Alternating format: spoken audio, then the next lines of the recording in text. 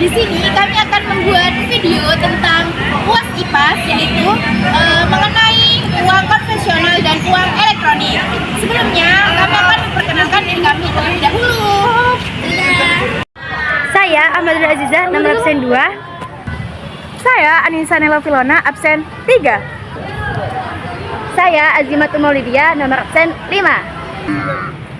Saya Lailian Satu Saja, absen 14. Saya Raihan Agus Firmansyah, absen 29. Saya Rosalina Nurjana, absen 33. Saya akan menunjukkan contoh transaksi konvensional.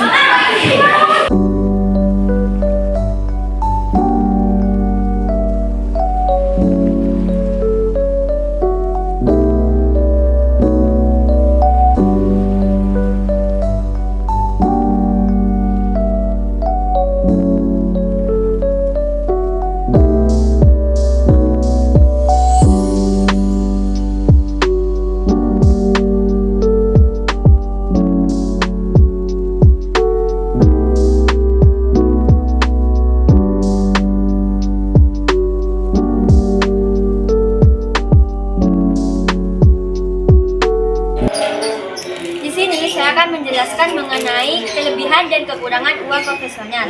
Yang pertama, kelebihan uang konvensional adalah efisien untuk transaksi jual beli langsung. Uang tunai masih sangat umum digunakan dalam transaksi jual beli langsung, terutama di daerah-daerah yang belum mendukung infrastruktur teknologi yang memadai. Hal ini membuat uang tunai lebih mudah digunakan dan lebih efektif dalam situasi-situasi seperti itu. Kendali penuh atas pengeluaran. Dengan menggunakan uang tunai, individu memiliki kendali penuh atas jumlah yang dikeluarkan sehingga tidak boros dan terhindar dari risiko hutang ke bank. 3. Tidak ada biaya tambahan. Uang tunai tidak memiliki biaya tambahan atau bunga yang perlu dikhawatirkan, sehingga individu dapat menghindari resiko hutang ke bank. Dan keempat, dorongan untuk menabung. Karena kita selalu menyimpan uang tunai di dalam dompet dalam jumlah yang terbatas, secara otomatis kita akan mengirit-irit penggunaan uang tunai dan ada dorongan menabung di dalam diri kita. Nah, yang kedua ada kekurangan uang konvensional. Yang pertama, resiko kriminalitas. Uang tunai yang kita bawa biasanya sangat mencolok karena membuat dompet kita terlihat tebal atau terlihat setelah kita membawa uang cash yang cukup banyak. Kejahatan seperti copet atau jambret sangat mengincar seseorang yang terlihat memiliki uang cash yang cukup banyak. Dan kedua, mudah hilang atau terselip. Uang tunai yang kita bawa dapat mudah hilang atau terselip, terutama jika kita tidak memperhatikan keamanannya. Tanpa catatan yang dapat mengingatkan, kita sering sekali meletakkan uang secara sembarangan, mungkin di tas, kantong celana, dan juga bisa jatuh di jalan. Dan ketiga, sulit untuk dicatat. Penggunaan uang tunai lebih sulit untuk dicatat dan harus dilakukan secara manual. Tidak setiap saat kita mencatat semua pengeluaran dan pemasukan, sehingga kadang-kadang kita suka lupa di mana uang kita. Belum lagi jika uang kita habis di dompet. Sering-sering tarik uang ke ATM membuat kita juga menjadi lebih boros. Hai guys, di sini saya mau memberikan contoh bagaimana sih caranya agar bisa memakai uang elektronik. Nah, untuk tahap yang pertama yaitu kalian harus mendownload aplikasinya terlebih dahulu. Nah, begini ya. Awalnya tuh kalian buka Play Store terlebih dahulu. Oke, kita buka.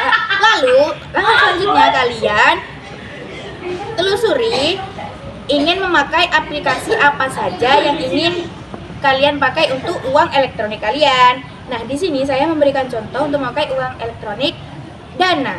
Oke, kita ketik, kita pakai Dana. Oke.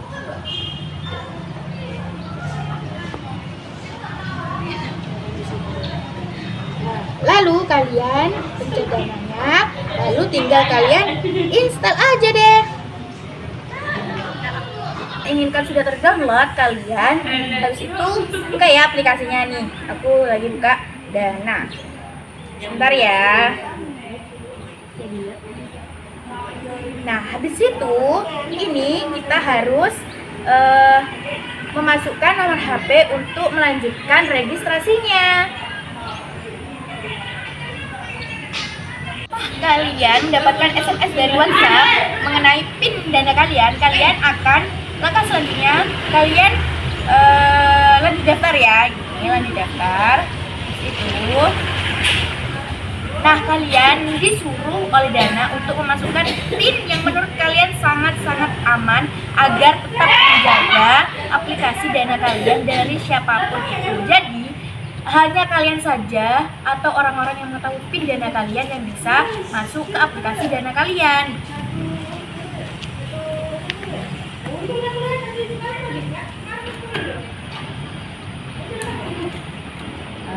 Iya, ini saya lagi memasukkan PIN saya.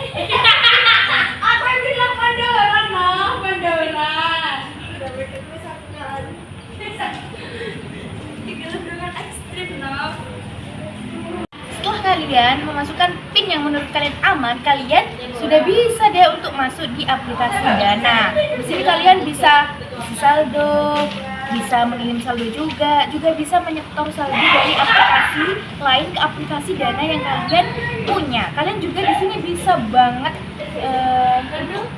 membayar banyak banget deh apa aja kalian. Misalnya nih ya, kalian lupa bawa uang, terus kalian ternyata lupa juga kalau kalian mempunyai aplikasi Dana yang mudah banget dibawa kemana-mana. Apalagi kalian pastikan membawa HP kalian kemana-mana kan, tidak pernah lupa. Jadi kalian kalau misalnya lupa membawa uang, kalian masih bisa memakai uang elektronik melalui Dana. Halo, di sini saya akan memberitahu bagaimana cara mengisi saldo di aplikasi Dana. Ya, ikut ya.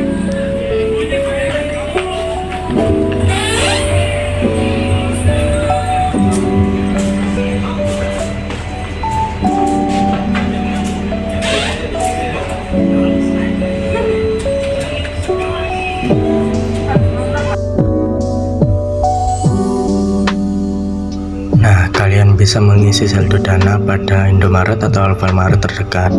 Oh iya, pengisian saldo Dana ada minimal pembayarannya yaitu 50.000 saja. Dan jika di daerah Kota Probolinggo kalian melakukan pengisian saldo di Alfamart, kalian tidak perlu lagi mengeluarkan uang untuk biaya admin.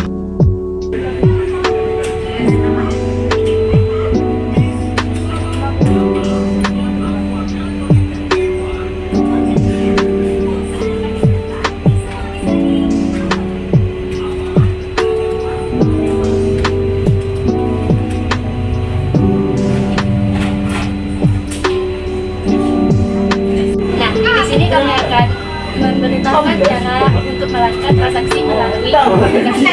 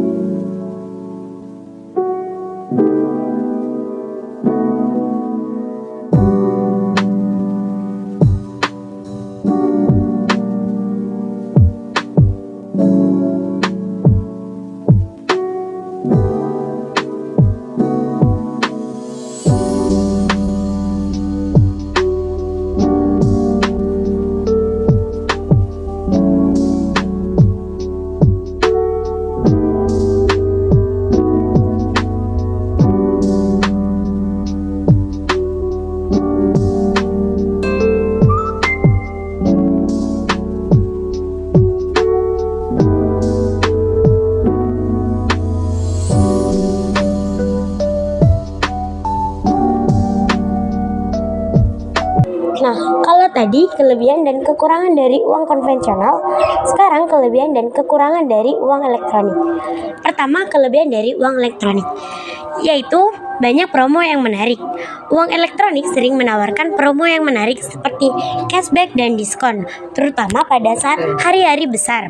Yang kedua, pembayaran lebih efisien dan akurat.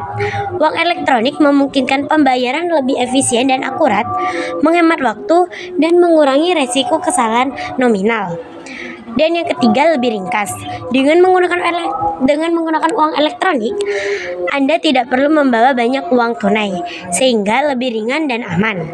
Keempat, terhindar dari resiko pencurian.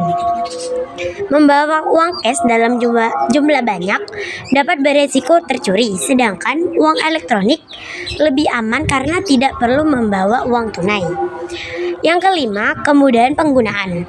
Uang elektronik dapat digunakan untuk berbagai transaksi, seperti belanja online dan pembayaran merchant, serta dapat diisi saldo melalui transfer dari ATM atau minimarket.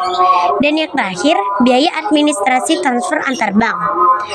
Penggunaan e-wallet dapat mempermudah pengembalian uang, jaminan penawaran, lelang, dan mengurangi biaya administrasi transfer antar bank. Sekarang kekurangan uang elektronik. Yang pertama, hanya bisa digunakan untuk mesin tertentu. Uang elektronik hanya dapat digunakan di mesin yang mendukung teknologi tersebut, sehingga tidak dapat digunakan di semua tempat. Yang kedua, ketergantungan pada teknologi.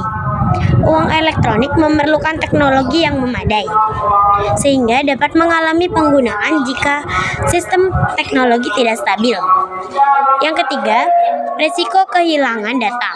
Data transaksi dan saldo uang elektronik dapat hilang jika sistem teknologi tidak aman atau terjadi kesalahan dalam penggunanya. Dan yang terakhir, keterbatasan penggunaan. Uang elektronik memiliki keterbatasan penggunaan, seperti jumlah transaksi yang dapat dilakukan atau batas saldo yang dapat diisi. Nah, di sini saya akan memberitahu gimana sih cara sistem keamanan dalam penggunaan uang elektronik. Menurut kami, sistem keamanan dalam penggunaan uang elektronik itu sangat penting untuk melindungi informasi sensitif dan mencegah penyalahgunaan. Yang terakhir, alasan memilih uang konvensional. Kita akan lebih memilih menggunakan uang konvensional karena dengan uang konvensional kita dapat melakukan transaksi dengan bebas tanpa harus membayar biaya admin, dan juga kita dapat melakukan transaksi dimanapun. Video dari kami mengenai UAS IPAS. Bila ada salah kata yang kurang berkenan, mohon maaf. Wassalamualaikum warahmatullahi wabarakatuh.